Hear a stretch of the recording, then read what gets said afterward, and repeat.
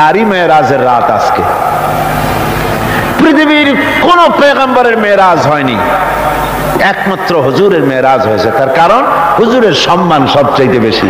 সবচাইতে সম্মান কার বেশি? একটু জিকির করেন জোরে সোরে, লা ইলাহা ইল্লাল্লাহ। জাযাকাল্লাহ। লা ইলাহা ইল্লাল্লাহ মুহাম্মাদুর রাসূলুল্লাহ। রাসূলের মেরাজ পৃথিবীর কোন পয়গম্বরের কিসমতে যা হয়নি তাই হয়েছে রাসূলের কিসমতে। কেউ কেউ মেরাজকে অস্বীকার করেছে, কেউ বলেছে হ্যাঁ মেরাজ মানি, তবে মেরাজ সশরীরে হয় নাই, মেরাজ হয়েছে স্বপ্নে। আবার কেউ বলেছেন মেরাজ হয়েছে, এটা একটা আত্মিক ব্যাপার, স্পিরিচুয়াল ব্যাপার, সশরীরে মেরাজ। অনেক অস্বীকার করেছে। তাদের যুক্তি হলো যে ল অফ গ্র্যাভিটেশন, মাধ্যাকর্ষণ শক্তি পাড়ি দিয়ে একটা স্থূল জড় শরীর, এটা উঠলো কি করে? এটা তো ওঠার কথা নয়। আপেল গাছ থেকে আপেলটা ছিঁড়ে যখন পড়ে তখন তো উপরে যায় না, সেটা মাধ্যাকর্ষণ শক্তির বলে নিচে নামে, উপরে তো যায় না। কাজে মাধ্যাকর্ষণ শক্তি ল অফ গ্র্যাভিটেশনকে পার হয়ে কি করে একটা মানুষ উপরে চলে গেল? এ হলো এক নম্বর প্রশ্ন, যারা অস্বীকার করে তাদের প্রশ্ন। দু নম্বরে তাদের প্রশ্ন যে বুঝলাম না হয় কোনো কায়দা করে গেলে যায়া, সে কি ঘরের কাছের ব্যাপার? কোথায়? এখান থেকে চাঁদ হলো 2,32,000 মাইল, সূর্য হলো 9,30,00,000 মাইল, তারপরে মিল্কি ওয়ে, গ্যালাক্সি, এগুলি তারকা রাজ্য, তারকার রাজ্য, উপগ্রহের রাজ্য, গ্রহের রাজ্য। তারা বলছে এটা একটা কথা নাকি? ওদের মাথায় ঢোকে না, বিশ্বাসই করতে চায়। হুজুর ফিরে এসে যখন বসেছেন, তারপরে আবু জাহেল এসে তো বলছে যে মুহাম্মদ সাল্লাল্লাহু আলাইহি সাল্লাম প্রত্যেক দিনই তো নতুন নতুন কথা কও, আজকে কোনো নতুন কথা আছে নাকি? হুজুর বলছেন হ্যাঁ কথা আছে। কি বলে? এই যে শেষ রাত্রে আমার ফুফু উম্মু হানির ঘরের থেকে জিবরাইল এসে আমারই নিয়ে গেল, বাইতুল মাকদাসে গেলাম, 2 রাকাত নামাজ পড়লাম, এরপরে ওইখান থেকে আমাকে 7 আকাশ পাড়ি দেওয়া হলো, মহাশূন্য পাড়ি দিয়ে 7 আকাশ পাড়ি দিয়ে তারপরে আরশে আজিমে গেলাম, আল্লাহর সঙ্গে কথা বললাম, বেহেশত দোজখ দেখলাম, এরপরে এই যে আইসা কেবল ফজর পড়ে বসছি। আবু জাহেল কয় যে সর্বনাশ, খাইছে। এতদিন মনে করছিলাম তুমি পাগল, কিন্তু কোনো সবুত ছিল না, আর আজকে দলিল মিলে গেল, প্রমাণ মিলে গেল তুমি একটি বদ্ধ পাগল। যারা কয় নাউযুবিল্লাহি মিন যালিক।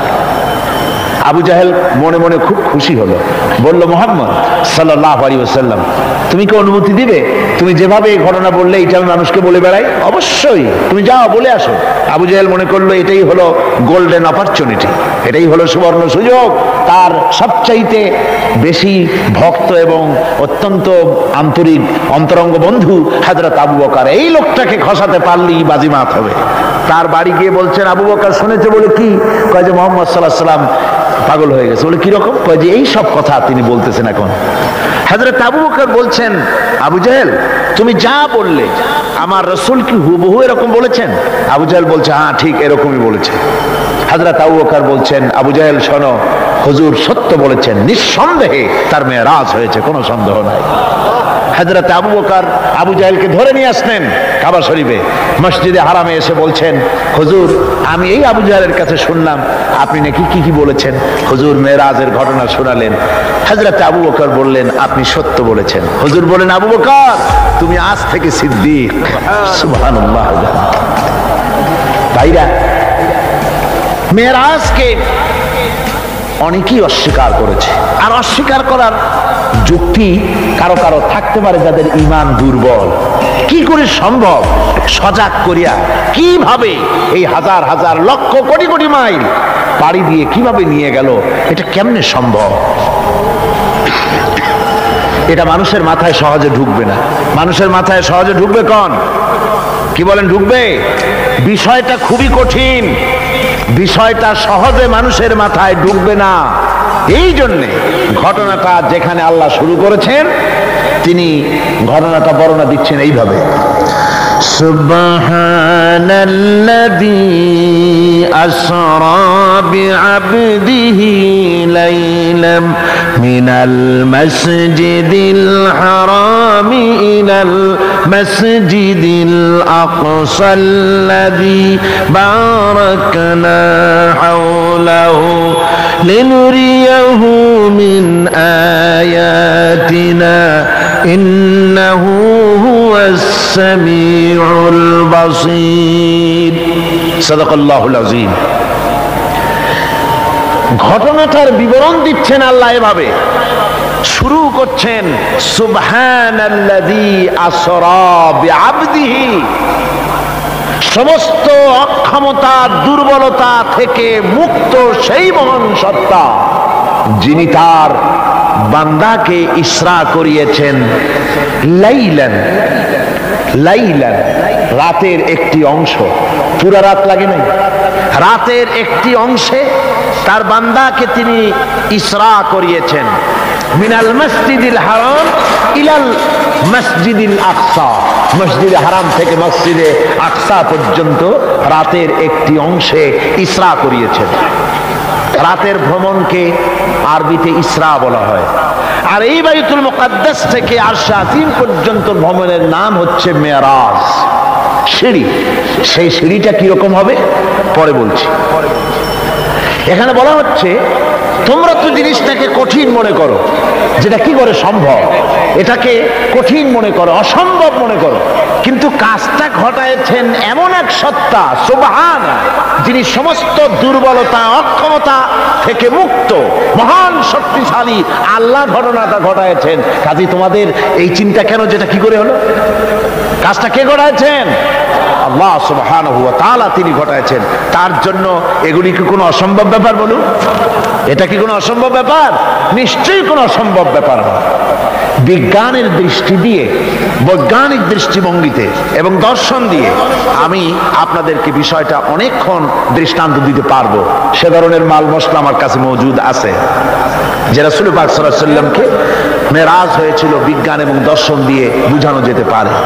কিন্তু এই যুক্তি, এই তত্ত্ব, এই তথ্যের কোন যুক্তি নাই, যেহেতু আল্লাহ নিজে বলেছেন সুবহানাল্লাযী আসরা বিআবদিহি লাইলাম মিনাল মাসজিদিল হারাম।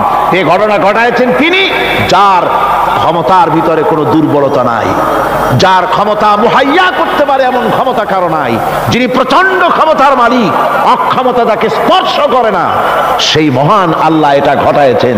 সুতরাং যুক্তি প্রমাণের কোনো প্রয়োজন নাই, আল্লাহ নিজে বলছেন ঘটনাটা আমি ঘটাইছি। সুবহানাল্লাহ। তারপরে বলা হচ্ছে যে তিনি ফিরে এলেন, ওই যে বোরাক, হাদিস শরীফে এসেছে বোরাকে করে তাকে নেওয়া হয়েছে।